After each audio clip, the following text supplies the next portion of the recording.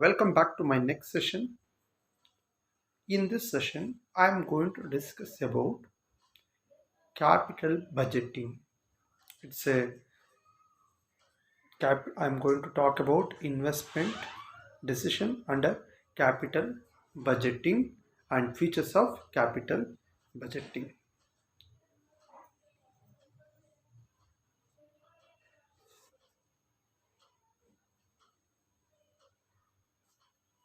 So here, whenever as in case of financial manager, while taking investment decision,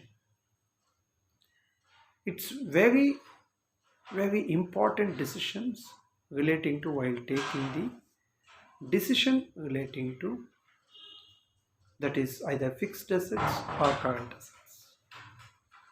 See, investment decision, it is a process of determining long-term cost and benefits of alternative projects or acquisitions of new assets or replacing of existing assets with existing resource. Why it is very important? The reason is while making investment, it's a crucial for every finance manager. The reason we are making huge investment. ತುಂಬ ದೊಡ್ಡ ಪ್ರಮಾಣದಲ್ಲಿ we are going to make a investment. ಈ ಒಂದು situation ಅಲ್ಲಿ while making a huge investment, you should be very careful enough. ಯಾಕೆ ಅಂದರೆ ಕಂಪ್ನಿನಲ್ಲಿ ಬರುವಂತಹ ಕ್ಯಾಪಿಟಲ್ ದ ಸೋರ್ಸ್ ಅನ್ನೋದನ್ನ ಇನ್ವೆಸ್ಟ್ಮೆಂಟ್ ಮಾಡಬೇಕಾದ್ರೆ you have to take a right decision. Otherwise your investment will be block. Investment block ಆದರೆ ಏನಾಗುತ್ತೆ, ಅದರಿಂದ ಯಾವುದೇ ರಿಟರ್ನ್ಸ್ ಬರೋದಿಲ್ಲ. ಯಾವುದೇ ರಿಟರ್ನ್ಸ್ ಬರಲಿಲ್ಲ ಅಂದರೆ ನೀವು ಕ್ಯಾಪಿಟಲಿಂದ ಕಲೆಕ್ಟ್ ಮಾಡ್ಕೊಂಡಿರುವಂತಹ in the form of shares ಆಗಿರ್ಬೋದು, ಡಿಬೆಂಚರ್ಸ್ ಆಗಿರ್ಬೋದು, ಬಾಂಡ್ಸ್ ಆಗಿರ್ಬೋದು, ಅದಕ್ಕೆಲ್ಲ ನೀವು ಈಗ ಇಂಟ್ರೆಸ್ಟ್ ಕಟ್ಟಬೇಕಾಗುತ್ತೆ, ಡಿವಿಡೆಂಟ್ ಕೊಡಬೇಕಾಗುತ್ತೆ. ಸೊ ಈ ಥರ ಸಿಚುಯೇಷನಲ್ಲಿ you have to take a right decision before making any investment. ಯಾಕೆಂದರೆ ಪ್ರತಿಯೊಂದು ದುಡ್ಡಿಗೂ ನೀವು ಏನು ಮಾಡಬೇಕಾದ್ರೆ in the form of interest ಅಥವಾ ಡಿವಿಡೆಂಟು ಆ ರೀತಿ ರಿಟರ್ನ್ಸ್ನ ಶೇರ್ ಹೋಲ್ಡರ್ಸ್ಗೆ ಕೊಡಬೇಕಾಗುತ್ತೆ. ಸೊ ಅದನ್ನೇ ಇನ್ವೆಸ್ಟ್ಮೆಂಟ್ ಡಿಸಿಷನ್ ಅಂದರೆ ಏನಪ್ಪ ಅಂದರೆ refers to process of determining long term cost and benefits. ಯಾವುದೇ ಒಂದು ಇನ್ವೆಸ್ಟ್ಮೆಂಟ್ ಮಾಡಬೇಕಾದ್ರೆ ಅದರಿಂದ ಏನು ಬೆನಿಫಿಟ್ ಬರುತ್ತೆ ಅಥವಾ ಅದು ಇಲ್ಲದಲೇ ಏನು ಆಲ್ಟರ್ನೇಟಿವ್ ಆಪ್ಷನ್ಸ್ ನಾವು ತಗೋಬಹುದು ಅಂತ ಹೇಳೋದನ್ನೇ ನಾವು ಏನಂತ ಕರಿತೀವಿ ಅಂದರೆ ಇನ್ವೆಸ್ಟ್ಮೆಂಟ್ ಡಿಸಿಷನ್. ಆಲ್ಟರ್ನೇಟಿವ್ ಡಿಸಿಷನ್ ನೋಡಿ, ಇವಾಗ ಸಪೋಸ್ ನೀವು ಒಂದು ಮ್ಯಾನುಫ್ಯಾಕ್ಚರಿಂಗ್ ಇಂಡಸ್ಟ್ರಿ ನಡೆಸ್ತಾ ಇದ್ದೀರಾ. ನಿಮಗೆ ಈಗ ಯು ವಾಂಟ್ ಸರ್ಟೈನ್ ಬಿಲ್ಡಿಂಗ್ ನಾವು ಬಿಲ್ಡಿಂಗ್ ಅಕ್ವಿಸಿಷನ್ ಮಾಡ್ಕೋಬೇಕು. ಬಿಲ್ಡಿಂಗ್ ಅಕ್ವಿಸಿಷನ್ ಮಾಡಿಕೊಂಡ್ರೆ ಎಷ್ಟು ಖರ್ಚಾಗುತ್ತೆ, ಸೊ ಅದಕ್ಕೆ ಎಲ್ಲಿಂದ ಫೈನಾನ್ಸ್ ತೊಗೊಬರ್ತೀವಿ, ಅದಕ್ಕೆ ಎಷ್ಟು ಇಂಟ್ರೆಸ್ಟ್ ಕಟ್ಟಬೇಕಾಗುತ್ತೆ. ಇನ್ ಕೇಸ್ ಇಂಟ್ರೆಸ್ಟ್ ಒಂದು 5 lakh rupees ವರ್ತ್ ಕಟ್ಟಬೇಕಾಗುತ್ತೆ ಏನಾದರೂ ಬಿಲ್ಡಿಂಗ್ ಪರ್ಚೇಸ್ ಮಾಡಿ. Suppose the same building occupied as in the form of ರೆಂಟಾಗಿ ತಗೊಂಡೆ. ರೆಂಟಾಗಿ you have to pay only 3 lakh. So ಆಗ you have to see the alternative. So ಇಲ್ಲಿ ತೊಗೊಂಡ್ರೆ 5 ಲಕ್ಷ ಇಂಟ್ರೆಸ್ಟ್ ಆಗಿ ಕೊಡಬೇಕಾಗುತ್ತೆ, ಇಲ್ಲಿ ಬಂದಾಗ 3 lakh rupeesಲ್ಲಿ ರೆಂಟಾಗಿ ಕಟ್ಟಬೇಕಾಗುತ್ತೆ. ಸೊ ವಿಚ್ ಈಸ್ ಬೆಸ್ಟ್ ಅದನ್ನು ಫೈನಾನ್ಸ್ ಮ್ಯಾನೇಜರು ಡಿಸೈಡ್ ಮಾಡ್ತಾರೆ. ಅಕ್ವಿಸಿಷನ್ ಮಾಡಬೇಕಾದ್ರೆ ಸೊ ಯಾವ್ಯಾವ ಆಪ್ಷನ್ ಇದೆ ಅದನ್ನು ತಿಳ್ಕೊಂಡು ಆಮೇಲೆ they will go for the investment decision. ಅಥವಾ ಪರ್ಚೇಸೇ ಮಾಡಬೇಕಾ, ಅಥವಾ ಲೀಸಿಗೆ ತೊಗೋಬೇಕಾ, ಅಥವಾ ರೆಂಟಿಗೆ ತೊಗೋಬೇಕಾ, ಈ ಆಲ್ಟರ್ನೇಟಿವ್ ಪಾಸಿಬಿಲಿಟೀಸ್ ಎಲ್ಲ ಚೆಕ್ ಮಾಡ್ಕೊಂಡು then you can go for the investment decision. Then decision to invest capital on the acquisition of fixed assets is known as capital budgeting. ನೋಡಿ, ಯಾವುದೇ ಒಂದು ಕ್ಯಾಪಿಟಲ್ ಅಸೆಟ್ ಅಂದರೆ ಲಾಂಗ್ ಟರ್ಮ್ ಅಸೆಟ್ಸ್ ಬಗ್ಗೆ ಡಿಸಿಷನ್ಸ್ನ ತಗೊಳ್ಳೋದನ್ನ capital budgeting ಅಂದರೆ we are looking forward, we are looking for the future, that is called as a capital budgeting. Then investment decision also called as a asset mix decision. ಏನಪ್ಪ asset mix decision ಅಂದರೆ, ಇವಾಗ ಎಷ್ಟು fixed assets ಇರಬೇಕು, ಎಷ್ಟು current assets. ನೀವು ಕ್ಯಾಪಿಟಲ್ನ ಏನು ಮಾಡ್ತೀರಾ, you going to raise the funds to the share ಹೋಲ್ಡರ್ಸಿಂದ ಆಗಿರ್ಬೋದು, ವೆಂಚರ್ ಹೋಲ್ಡರ್ಸಿಂದ ಆಗಿರ್ಬೋದು, ಅಥವಾ ರಿಟೈನ್ಡ್ ಅರ್ನಿಂಗ್ಸಿಂದ ಆಗಿರ್ಬೋದು, ಕ್ರೆಡಿಟಾರ್ಸಿಂದ ಆಗಿರ್ಬೋದು, ನೀವು ರೈಸ್ ಮಾಡಿರ್ತೀರಾ ಒಂದು ಕಂಪ್ನಿಗೆ. That is source.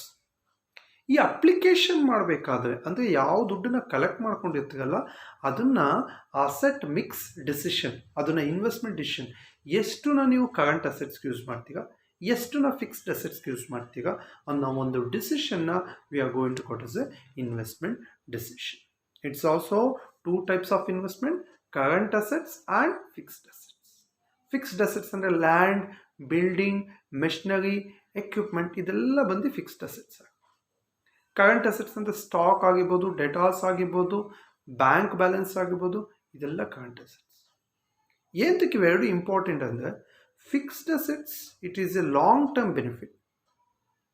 ಇದನ್ನು ಪಡಿಬೇಕಾದ್ರೆ ನೀವು ಇದು ರನ್ ಆಗಬೇಕಾದ್ರೆ, ಮೆಷಿನರಿ ಎಕ್ವಿಪ್ಮೆಂಟ್ ರನ್ ಆಗಬೇಕಾದ್ರೆ ಕರೆಂಟ್ ಅಸೆಟ್ಸ್ ಇರಬೇಕು. So here investment decision it's asset mix decision relating to what is the percentage of fixed assets, what is the percentage of current assets. That is called as a investment decision. Then in the next, capital budgeting. ಈ investment ಡಿಸಿಷನಲ್ಲಿ capital budgeting ಅಂತ ಬರುತ್ತೆ. ಈ capital budgeting ಅಂದರೆ ಏನಪ್ಪ ಅಂದರೆ, it is just like capital budgeting means taking capital assets ಅಥವಾ fixed assets ಬಗ್ಗೆ ಡಿಸಿಷನ್ಸ್ನ ತೊಗೊಳ್ಳೋದು. ಕ್ಯಾಪಿಟಲ್ ಎಕ್ಸ್ಪೆಂಡಿಚರ್ ಅಥವಾ ಕ್ಯಾಪಿಟಲ್ ಇನ್ವೆಸ್ಟ್ಮೆಂಟ್, ಕ್ಯಾಪಿಟಲ್ ಅಸೆಟ್ಸ್ ಬಗ್ಗೆ ಡಿಸಿಷನ್ ತೊಗೊಳ್ಳೋದನ್ನ ಕ್ಯಾಪಿಟಲ್ ಬಜೆಟಿಂಗ್. ಫಿಕ್ಸ್ಡ್ ಅಸೆಟ್ಸ್ ಬಗ್ಗೆ ಡಿಸಿಷನ್ ತೊಗೊಳ್ಳೋದನ್ನ capital expenditure. Capital expenditure usually the expenditure incurred for the benefit of future ಅಂತ ಹೇಳ್ತೀವಿ. ಇವಾಗ ಬಿಲ್ಡಿಂಗ್ ತೊಗೊಂಡಾಗ so we can able to enjoy more than 10 years or 15 years or 20 years, depends. Land ಆಗಿರ್ಬೋದು, it's a long term investment, we are going to enjoy the benefit in future. ಅದನ್ನು ಏನಂತೀವಿ, capital expenditure. Capital expenditure is on expenditure incurred for acquiring of improving the fixed assets, the benefits of which expected to be received over a number of years in future. ಫ್ಯೂಚರಲ್ಲಿ benefit ಪಡ್ಕೊಳ್ಳೋದು ಅಸೆಟ್ಸಿಂದ 1 ವರ್ಷ ಅಲ್ಲ 2 ವರ್ಷ ಅಲ್ಲ. Revenue ಅಂದರೆ within 1 year or more than, that is more than months. Revenue ಅಂದರೆ ತುಂಬ ಕಡಿಮೆ ಪೀರಿಯಡಲ್ಲಿ we can, that is the benefit, get the benefit. But capital ಅಂದರೆ it is above than 1 year, we are can enjoy to benefit may be a lifetime. Capital budgeting is also known the investment decision making capital expenditure decision. Building ಆಗ್ಬೋದು, plant ಆಗಿರ್ಬೋದು, equipment ಆಗಿರ್ಬೋದು, ಇದನ್ನೆಲ್ಲ ನಾವು capital budgeting, capital expenditure ಅಂತ ಕರಿತೀವಿ. Examples of capital expenditure ಅಂದಾಗ plant, machinery, land, building etcetera. ಅಥವಾ cost of addition, expansion or improvement or alternation of fixed assets, ಅದು ಸಹ ಕ್ಯಾಪಿಟಲ್ ಬಜೆಟಿಂಗ್ ಆಗುತ್ತೆ. ಎಕ್ಸ್ಪ್ಯಾನ್ಷನ್ ಆಗಿರ್ಬೋದು ಅಥವಾ ಇಂಪ್ರೂವ್ಮೆಂಟ್ ಆಗಿರ್ಬೋದು. ಇವಾಗ ಲ್ಯಾಂಡನ್ನು ಇಂಪ್ರೂವ್ ಮಾಡೋದು, ಲ್ಯಾಂಡನ್ನು, ಬಿಲ್ಡಿಂಗ್ನ ಸ್ವಲ್ಪ ಸರ್ಟೆನ್ ಚೇಂಜಸ್ ಮಾಡ್ಕೊಳ್ಳೋದಾಗ್ಬೋದು, ಆಲ್ಟ್ರೇಷನ್ ಮಾಡ್ಕೊಳ್ಳೋದಾಗ್ಬೋದು, ಅದೆಲ್ಲ ಬಂದು ಕ್ಯಾಪಿಟಲ್ ಎಕ್ಸ್ಪೆಂಡಿಚರ್ ಅನಿಸುತ್ತೆ. Cost of replacement of permanent assets, furniture ಆಗಿರ್ಬೋದು, ಈ ಥರದ್ದೆಲ್ಲ ಬರುತ್ತೆ. Research and development project cost etcetera. ನೋಡಿ, ರಿಸರ್ಚ್ ಆ್ಯಂಡ್ ಡೆವಲಪ್ಮೆಂಟ್ ಅಂದರೆ ಪ್ರತಿಯೊಂದು ಕಂಪ್ನಿಗೂ research and development is very very important decision. ಈ ರಿಸರ್ಚ್ ಆ್ಯಂಡ್ ಡೆವಲಪ್ಮೆಂಟ್ಗೆ ಏನು ಇನ್ವೆಸ್ಟ್ ಮಾಡ್ತೀವೋ ಅಂದರೆ, ರಿಸರ್ಚ್ ಆ್ಯಂಡ್ ಡೆವಲಪ್ಮೆಂಟ್ ಅಂದರೆ ಈ ಒಂದು ಯಾವ R&D ಮಾಡ್ತಿರ್ತಾರೋ, ಹೊಸದಾಗಿ ಬರೋದಕ್ಕೆ ಪ್ರಯತ್ನ ಪಡೋದು, ಅದಕ್ಕೆ ಪ್ರತಿಯೊಂದು ಕಂಪ್ನಿಯಾಗೂ certain amount of profit they are going to contribute for the research and development. Without research and development company cannot able to exist. Company ಯಾವುದು ಸರ್ವೇ ಆಗೋದಕ್ಕೆ ಸಾಧ್ಯ ಇಲ್ಲ. ಕಂಪ್ನಿ ಸರ್ವೇ ಆಗಬೇಕು ಅಂದರೆ ಒಂದು ಕಂಪ್ನಿ, ಅದು ರಿಸರ್ಚ್ ಆ್ಯಂಡ್ ಡೆವಲಪ್ಮೆಂಟ್. ಅದಕ್ಕೆ ಏನೇ ಎಕ್ಸ್ಪೆಂಡಿಚರ್ ಮಾಡೋದು ಅದನ್ನ ಕ್ಯಾಪಿಟಲ್ ಎಕ್ಸ್ಪೆಂಡಿಚರ್ ಅಂತ ಕರಿತೀವಿ, ಅದನ್ನ research and development projects. The features of capital decisions, ಇದರಲ್ಲಿ ಯಾವ ಲಕ್ಷಣಗಳು ಇದೆ ಕ್ಯಾಪಿಟಲ್ ಡಿಸಿಷನ್, ಅದು capital budgeting. It involves the exchange of current funds for the benefits achieved in ಫ್ಯೂಚರಲ್ಲಿ ಬೆನಿಫಿಟ್ಗೋಸ್ಕರ ಇದನ್ನು ಕರೆಂಟಾಗಿ ಇನ್ವೆಸ್ಟ್ ಮಾಡ್ತೀವಿ. ಕರೆಂಟ್ ಫಂಡ್ಸ್ನ ಈಗ ಇನ್ವೆಸ್ಟ್ ಮಾಡ್ತೀವಿ, ಅದನ್ನ ಬೆನಿಫಿಟ್ನ ಫ್ಯೂಚರಲ್ಲಿ ಪಡ್ಕೋತೀವಿ. The future benefits are expected to be realised over a series of years.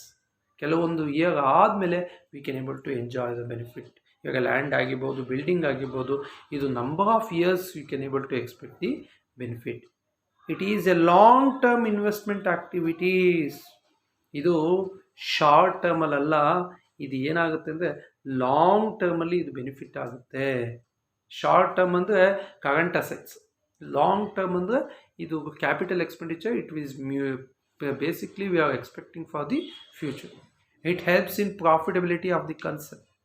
ಯಾವತ್ತೂ ಒಂದು ಇನ್ವೆಸ್ಟ್ಮೆಂಟ್ ಅಂತ ಮಾಡಿದ್ರೆ, ಲ್ಯಾಂಡ್ ಆಗಿರ್ಬೋದು, ಬಿಲ್ಡಿಂಗ್ ಆಗಿರ್ಬೋದು, ಇದರಿಂದ ನಮಗೆ ಪ್ರಾಫಿಟ್ ಜಾಸ್ತಿ ಆಗುತ್ತೆ, ವೆಲ್ತ್ ಮ್ಯಾಕ್ಸಿಮೈಸೇಷನ್ ಜಾಸ್ತಿ ಆಗುತ್ತೆ, ಅದೇ ರೀತಿ ಪ್ರಾಫಿಟಬಿಲಿಟಿ, ರೆಪ್ಯುಟೇಷನ್ ಜಾಸ್ತಿ ಆಗುತ್ತೆ.